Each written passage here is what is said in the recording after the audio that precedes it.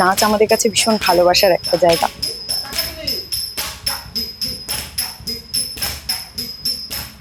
নাচ তো খালি মেয়েদের না, নাচ ছেলেরাও করতে পারে, শুধু নর্মাল মানুষ না। শিলিগুড়িতে এরকম অনেকেই আছে যারা। নমস্কার, আমি পূজা সরকার, সোনারতরীর একজন শিক্ষার্থী। জন্য ওর পায়ের লিগামেন্টে কিছু ফ্র্যাকচার হয়, কিছু প্রবলেম ক্রিয়েট হয়। আমি বিগত 7 বছর থেকে দাদার ডান্স ক্লাসে আমি জয়েন করেছি। যে ছেলে হয়ে মেয়ে সেজে কেন স্টেজে উঠছে? না, বর্ষামঙ্গল নিয়ে শিলিগুড়িতে প্রথমবার লাইভ বর্ষামঙ্গল হলো। আমার নৃত্যগুরু শ্রী শুভম ঘোষের সাথে। অদ্ভুত অ্যাম্বিয়েন্স চারিপাশে, মানে একটা অদ্ভুত হরিনাম তিনি প্রথম উল্লেখ করেছে হরিবোল ধ্বনি দিয়ে। সেখান থেকে আমার 200 পেরিয়ে আজ আমি ছাত্রছাত্রী নিয়ে কাজ করছি। ভারতনাট্যম নৃত্যগুরু আমার গুরু শ্রীমতী সঙ্গীতা চাকি শিলিগুড়ি। আমার মা গিয়ে আমাকে নাচে ভর্তি করে, আমি দাঁড়িয়ে থাকতাম কোমরে হাত দিয়ে, আমি নাচবো না এরকম একটা বিষয়। বা ও গান করে, মানে বা ও একটা কিরকম, হ্যাঁ ছেলে মানেই ফুটবল খেলছে, ক্রিকেট খেলছে, বা এই প্রোগ্রাম করতে গেলাম এরম একটা শুনলাম, এই করতে গেলাম এরম একটা শুনলাম। বিশ্বভারতীতেই শুধু বর্ষামঙ্গল উৎসব বা শরৎ ঋতু উৎসব, হ্যাঁ পৌষ পার্বণ উৎসব। জয় জয় গোবিন্দ গোপাল গদাধর, কৃষ্ণচন্দ্র কর কৃপা করুণা সাগর, করুণা সাগর। জয় রাধে গোবিন্দ গোপাল বনমালী, গোপাল বনমালী। শ্রী রাধার প্রাণ ধন মুকুন্দ মুরারি, মুকুন্দ মুরারি। হরি নাম বিনে রে ভাই গোবিন্দ নাম বিনে, বিফলে মনুষ্য জন্ম যায় দিনে দিনে, যায় দিনে দিনে।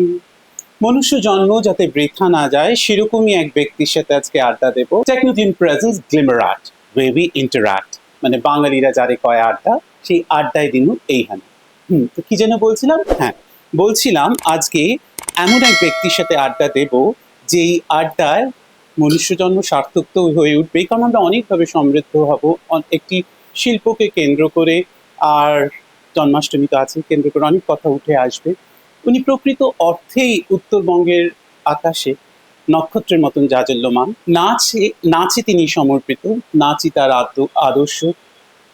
ধ্রুবব্রতের ধারক, দেশ জুড়ে নানান খ্যাতির তিনি পেয়েছেন, নানান স্বীকৃতি তিনি পেয়েছেন।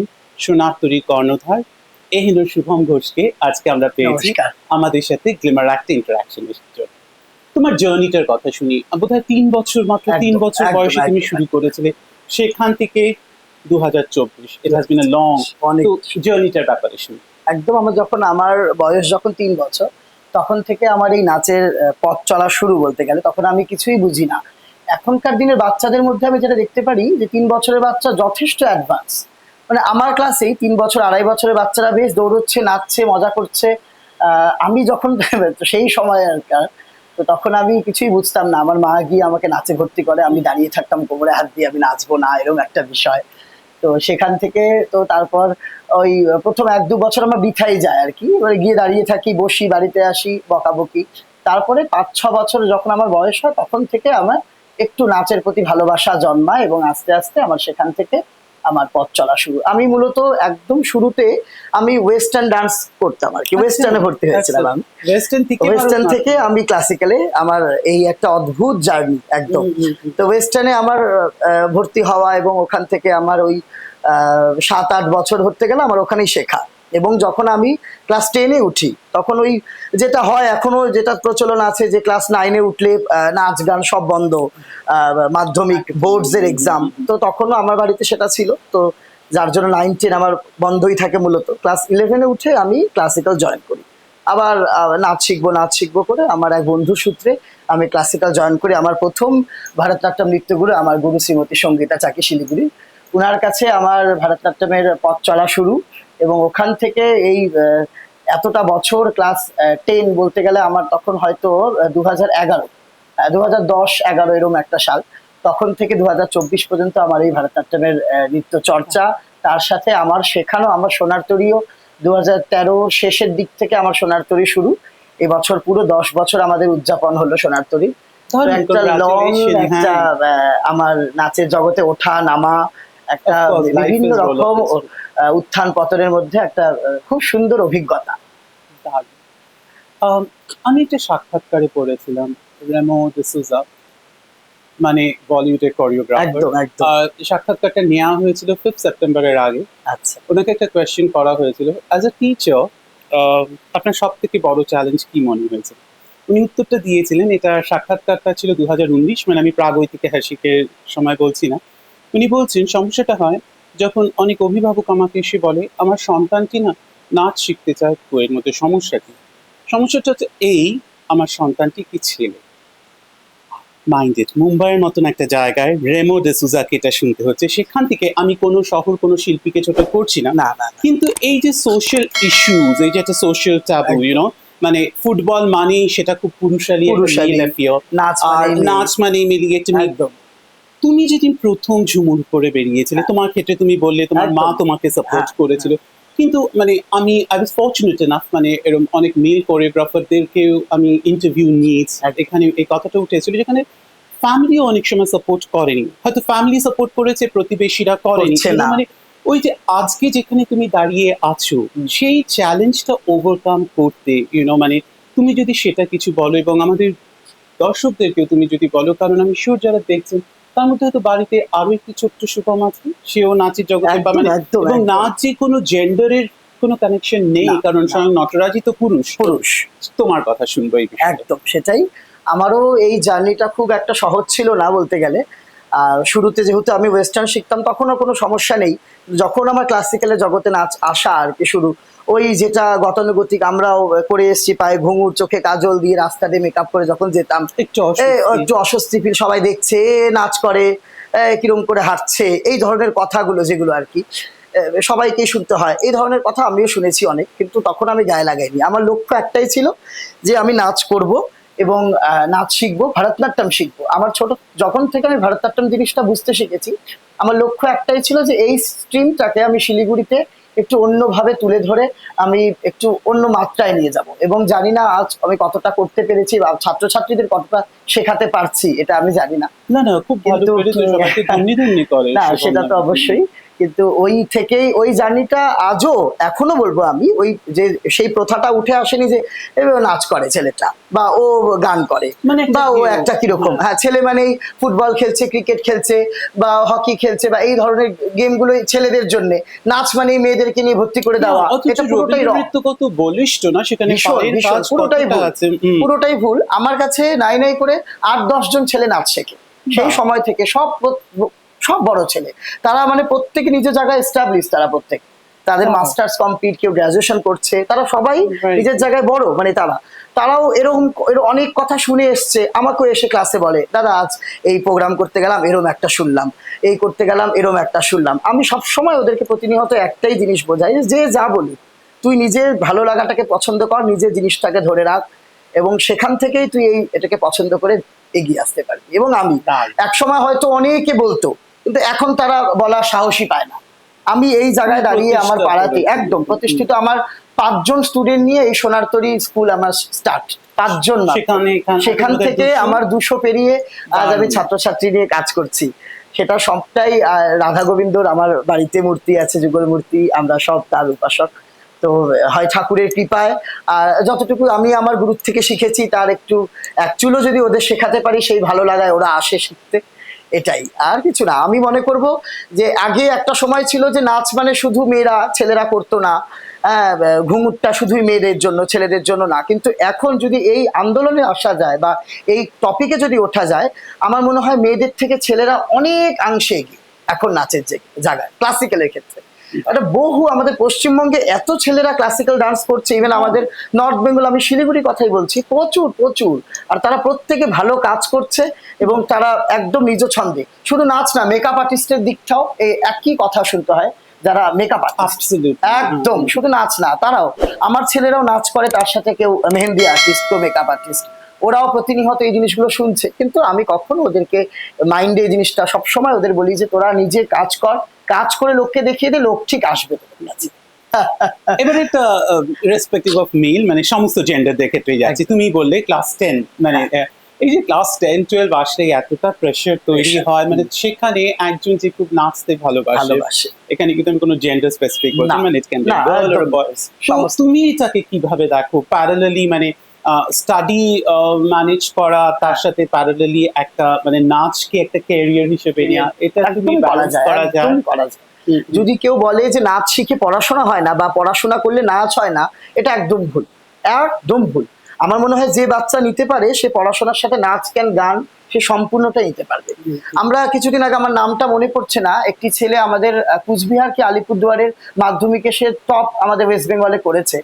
তার বাচনভঙ্গি ছেলেটির এত ভালো, নামটা আমার ঠিক মনে পড়ছে না কি নাম ছেলেটি, তার মানে ও যে পড়াশোনার সাথেও যে ও ওর কথাবার্তার বলার ধরন বা ও যে প্রকৃত শিল্পী সেটা তার কিন্তু ওর মধ্যে বোঝা যাচ্ছে।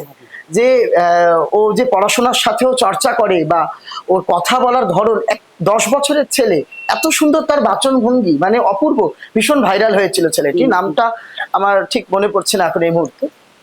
আর আমার অনেক স্টুডেন্ট রয়েছে যারা পড়াশোনা করে নাচ করছে এবং তারা প্রত্যেকে খুব ভালো রেজাল্ট করছে। এটা আমার মনে হয় একটা তুচ্ছ ব্যাপার, যে করতে পারে সে, যে রাধে সে চুলো বাঁধে। সেই দিক থেকে ধরতে গেলে যে একটা পারে সে সব পারে। সামনে জন্মাষ্টমী, একদম। এবার শ্রীকৃষ্ণকে যদি আমরা মাইথোলজির প্রেক্ষিতে দেখি, শ্রীকৃষ্ণ না আমার যতদূর মনে হয় মানে হিন্দু মাইথোলজিতে একটা রেয়ার ক্যারেক্টার। এই প্রেক্ষিতে আমি মাইথোলজির প্রেক্ষিতে বলছি, আমি এখানে স্পিরিচুয়ালিটি এখনো আনলাম না। একটা রেয়ার ক্যারেক্টার, তিনি যেমনি রাধা কৃষ্ণ তেমনি আবার তিনি অর্জুনেরও কৃষ্ণ, মানে একসাথে তিনি যতটা প্রেমময়, আবার তিনি আমি একটা ওয়েস্টার্ন টার্ম ধর করলাম romanticism, he is absolutely romantic with Arjun, মানে অর্জুন আর কৃষ্ণের যে সম্পর্ক। তোমার কাছে কোনটা ফিল করে, রাধা কৃষ্ণ না অর্জুন কৃষ্ণ? আমার মনে হয় কৃষ্ণ একটা সত্তা, কৃষ্ণ যে শুধুই একটা, আমি ওই শুধু রাধাকে নিয়ে দেখব বা কৃষ্ণ যে এটা না, কৃষ্ণ একটা সত্তা। কৃষ্ণ আমার মনে হয় সর্বোপরি সবচেয়ে যে প্রথম, কৃষ্ণ হলো প্রাণের সখা। আমার মনে হয় সেখানে সে প্রত্যেকের সখা হতে পারে। সেই অর্জুনের ব্যাপারটাকে সাপোর্ট করলে একদম। কৃষ্ণ এখানে অর্জুনের গীতায় যেমন বলা রয়েছে যে সবচেয়ে সখার কথাই উল্লেখ বেশি রয়েছে, এবং আমরা ধরতে গেলে যখন পড়বো মহাভারতের কোনো জায়গায় রাধার কথা কিন্তু উল্লেখ নেই, কেন রাধাকে আমাদের তুলেই ধরেছেন মহাপ্রভু। আমাদের চৈতন্য মহাপ্রভু তিনি একমাত্র গৌড়ীয় বৈষ্ণব, একমাত্র রাধাকে কিন্তু তিনি তুলে ধরেছেন, নয়তো কিন্তু মহাভারতে কোথাও রাধার কথা উল্লেখ নেই। রাধাকে চিরকাল বিরোহিনী একাকী এটাই উল্লেখ করা হয়েছে, যে অপেক্ষাকৃত কৃষ্ণের জন্য। এটা একটা রাধার প্রেমটা সবসময় কৃষ্ণের জন্য ছিল এবং তা পরিপূর্ণতা পায়নি, এইগুলোই আমরা সবসময় শুনে এসেছি। যেখানে মহাভারতে কোথাও রাধার কথা উল্লেখ নেই, আমাদের মহাপ্রভু রাধার কথা নিয়ে এসছে এবং হরি নাম তিনি প্রথম উল্লেখ করেছে, হরি বল ধ্বনি দিয়ে। এই জিনিসগুলো তো আছেই। এবং আমার মনে হয় কৃষ্ণ আমাদের প্রত্যেকের জীবনে একটি সখা এবং একটি শক্তি, অন্তর্নিহিত একটি শক্তি কৃষ্ণ, যেটা আমাদের পরমেশ্বর পরম প্রভু। আবার সেই শ্রীকৃষ্ণতেই ফিরতে হয়। এবং তুমি মহাভারত কথাটা তুললে, পুরো মহাভারতেই যদি আমরা শ্রীকৃষ্ণের প্রেক্ষিতে পুরো মহাভারতটা ধরি, আমার মনে হয় উনি ভীষণ বড় ডিপ্লোম্যাট। এক্স্যাক্টলি কোন কথাটা কোথায় বলতে হবে জানেন, এবং অনেক সময় ইচ্ছা করে উনি পুরো সত্যটাকে বলেন না। কৃষ্ণের এই ডিপ্লোম্যাসি তোমাকে কতটা ফিল করে? এটা তো সেই প্রভুর কথা, আমি আর কি বলবো এইখানটায়। কৃষ্ণ সত্যি ভীষণ চতুর, যেটা করে গেছেন তার লীলার মধ্যে সে সবই জানতো। মহাভারতের যেমন যুদ্ধ সে সবই জানতো, যে এই হবে ওই হবে, অর্জুনকে তা প্রতিনিহত সে বুঝিয়ে গেছেন, তো তার সবটাই জানা ছিল, কিন্তু তাও যুদ্ধ হয়েছে।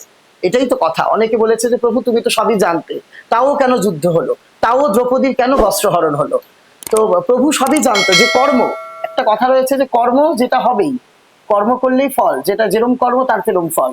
তো আমার মনে হয় যে সেটাই হয়তো কর্মটাই প্রভু বুঝিয়ে গেছেন। অ্যাজ এ কোরিওগ্রাফার আমরা ডেফিনেটলি নাচের এপিটমি বলতে আমরা নটরাজকেই বুঝবো, কৃষ্ণ না। তবু জানো, আমি শুভা প্রসন্নের একটা আর্ট গ্যালারি, মানে থিমটাই ছিল শ্রীকৃষ্ণ, সেখানে যামিনী রায়েরও কিছু কৃষ্ণ ছিল, যামিনী রায়ের আঁকা অফকোর্স, এবং শুভা প্রসন্নেরও ছিল। সেখানে একটা কৃষ্ণ আমার মেমোরিতে ভীষণভাবে হন্ট করে, দ্যাট ইজ, মানে আমরা সবাই জানি গল্পটা, কালিয়া দমনরত কৃষ্ণ।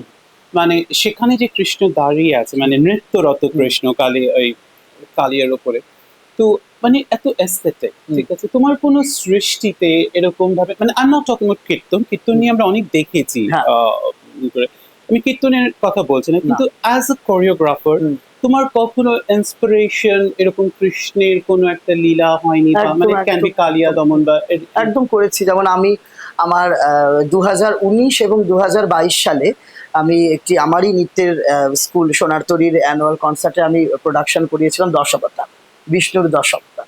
বাহ। তো সেখানে মৎস্য, কুর্ম, বরাহ, নৃসিংহ, বামন, পরশুরাম, রাম, বলরাম, কৃষ্ণ, কল্কি, আমাদের যে বিষ্ণুর 10টি অবতার রয়েছে সেই অবতারের সম্পূর্ণ এই মানে কাহিনীটা, মানে কি করে এই প্রভু এক একটি রূপ নিয়ে আমাদের মর্তে এসে এবং দুষ্টের দমন করে সত্যের জয় করেছেন, সেই তার সম্পূর্ণ লীলাটি আমরা দেখিয়েছিলাম। সেখানে কৃষ্ণের জায়গায় কৃষ্ণের যে পাঠটা আসে তখন আমরা কালিয়া দমন দেখিয়েছিলাম।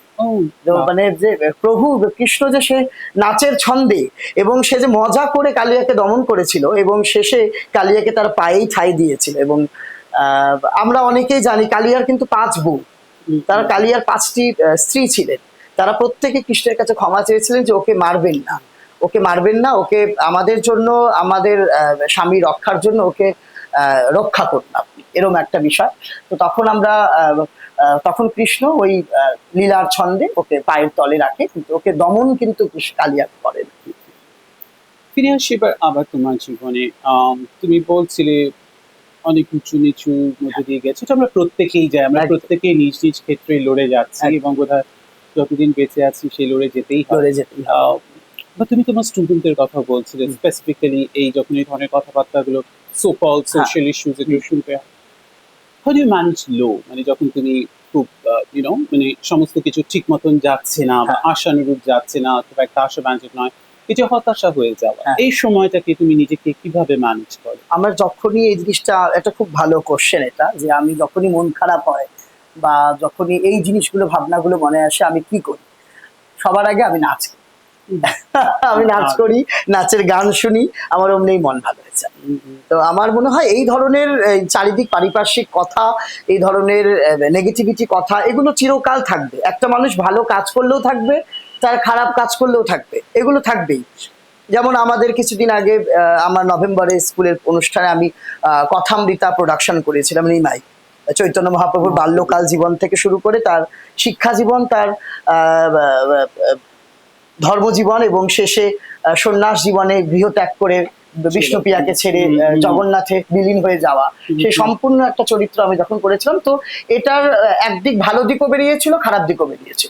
অনেকের অনেক একটা নেগেটিভিটির কথা হয়, না এটা এরম করে হতো না, এটা আরো একটু ভালো করে হতো, এটা দেখাতে গিয়ে এটা এইভাবে দেখানো যেত, এটাকে ঠিক ভালো দেখাতে পারেনি, বা এটা এই ধরনের অনেক কথা রয়েছে। আবার কেউ বলেছে অপূর্ব, গা কাটা দেওয়া, একদম পুরো অডিটোরিয়ামে আমরা কাঁদছি রীতিমতো। এটা আমার মনে হয়, আচ্ছা তুমি সরি আমি তোমাকে কিছু বললাম, হ্যাঁ তুমি বলছিলে। হ্যাঁ, তো এই কথাগুলো এগুলো তো থাকবেই। আমার মনে হয় যে এরকম মানুষের ভালো কাজ করলেও নিন্দা থাকবে এবং খারাপ করলে অবশ্যই থাকবে। তো আমার মনে হয় এগুলো না ভাবনা চিন্তা করে নিজের কর্মে নিজ ছন্দে এগিয়ে চলুক, এটাই জীবন। এবার মানে তো এই প্রসঙ্গে কথাটা উঠে আসলো, আমার এটা খুব জানতে ইচ্ছে করছে তোমার থেকে, কারণ আমি শিওর আমাদের ভিউয়ারদের মধ্যে এরকম অনেকেই আছে যারা তোমার মতন সৃষ্টিশীল। সেটা আমি কিন্তু শুধু নাচের ক্ষেত্রে বলছি না, অন্যান্য বিভিন্ন ক্ষেত্রে। দেখো আমার দুটি খুব প্রিয় শব্দ, ওবিটার ডিকটম, ল্যাটিন শব্দ, আমার মনে হয় আর্টের ক্ষেত্রে ভীষণভাবে, বিশেষ করে পারফর্মিং আর্টের ক্ষেত্রে খুব অ্যাপ্লিকেবল। একটা জিনিসকে তুমি একরকম ভাবে দেখছো, আমি একরকম ভাবে দেখছি, নট নেসেসারিলি আমাদের ভিউ ম্যাচ করবে। কারণ ধরো তুমি তোমার ওই মহাপ্রভুকে উপজীব্য করে শোটার কথাই বলছিলে, যেমন একটা দল বলেছে খুব ভালো, আবার কিছু জন বলেছে ভালো লাগে, এরকম সব ইয়েতেই হয়। আর পুরোটাই আমার মনে হয় যে পার্সপেক্টিভ, আর্টের কখনোই কমপ্লিটলি গুড বা কমপ্লিটলি ব্যাড হয় না, ভালো শেষ করে। আর ওবিটার ডিকটম ব্যাপারটা আমার মনে হয় তুমি বললেই আমি যদি মনে করি চেঞ্জ করার করবো, যদি আমার মনে হয় আমি চেঞ্জ করবো না, ঠিক আছে।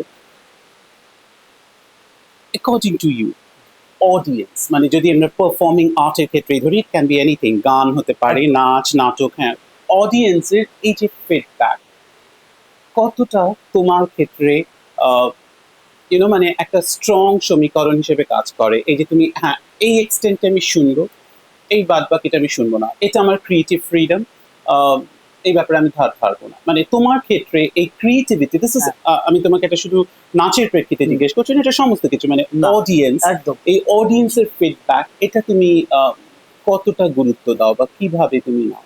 আমার মনে হয় অডিয়েন্সের দর্শক আমাদের আজকের শোটিও আমাদের যে দেখছেন তারা প্রত্যেকে আমাদের কাছে দর্শক, এবং আমার মনে হয় যে একজন শিল্পীর সবচেয়ে প্রথম প্রভুই হলো দর্শক। কারণ আমরা যখন মঞ্চে গিয়ে একটি অনুষ্ঠান করব, যদি আমাদের সামনে দর্শকই না থাকে, আমাদের মনের মধ্যে কিন্তু সেই ঊর্জাটা জাগবে না যে আরো ভালো করে করব বা কিভাবে করব। খালি মঞ্চে আমরা কি নাচ করবো? তো আমার মনে হয় যে আমাদের কাছে একজন দর্শক তিনি প্রভুর মতো, ঠাকুরের মতো।